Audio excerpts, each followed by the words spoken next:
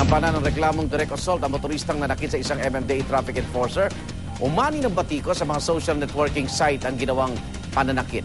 Ang report mula kay Steve Dailisan. Nalaman po, pagdating ko po ng gabi, in-interview po ako. Naiyak na lang ang MMDA traffic enforcer na si Saturnino Fabros habang inaalala ang pananakit na ginawa sa kanya nitong Sabado ng sinitang motoristang si Robert Blair Carabuena sa Tandang Sora, Quezon City. Nilapis nilapitan ko, sir, in-stop ko na po kayo.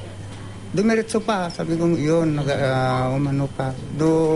Bumaba po sa sasakyan niya yun. Matras po ako ng konti, yun, pinagpapalo na po, pinag-ano niya ako ng, inagaw niya yung sombrero ko.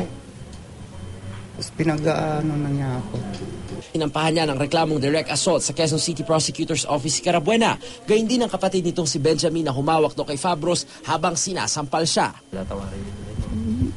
Patatawarin ko po pero ginawa mo sa akin. Suportado si Fabros ng MMDA na humiling pa nga sa LTO na kanselahin ang driver's license ni Carabuena. Pinag-aaralan na rin kung ikakansela ang lisensya ng baril ni Carabuena. Wala pang sagot ang magkapatid na Carabuena sa aming mga tawag at text. Sa mga social media site, rumesbak din ang ilan nating kababayan laban kay Carabuena. Pero hinay-hinay ang hiling ng MMDA. Kahit saan pa po mangyari yan, kahit sa kalsada or sa online world, mali po ang pambubuli.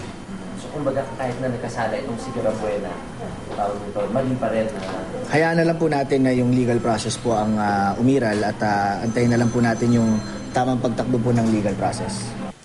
Ayon sa MMDA, kada buwan ay may naitatala raw silang insidente ng pananakit o paninindak sa mga enforcer. Tulad ni Marlon Palata na nakunan pang halos sagasaan nang sitahin at harangin niya ang isang driver na nag-serving ng sasakyang walang plaka. Pero sa huli, nakumbinsi naman ang driver na isuko ang kanyang lisensya.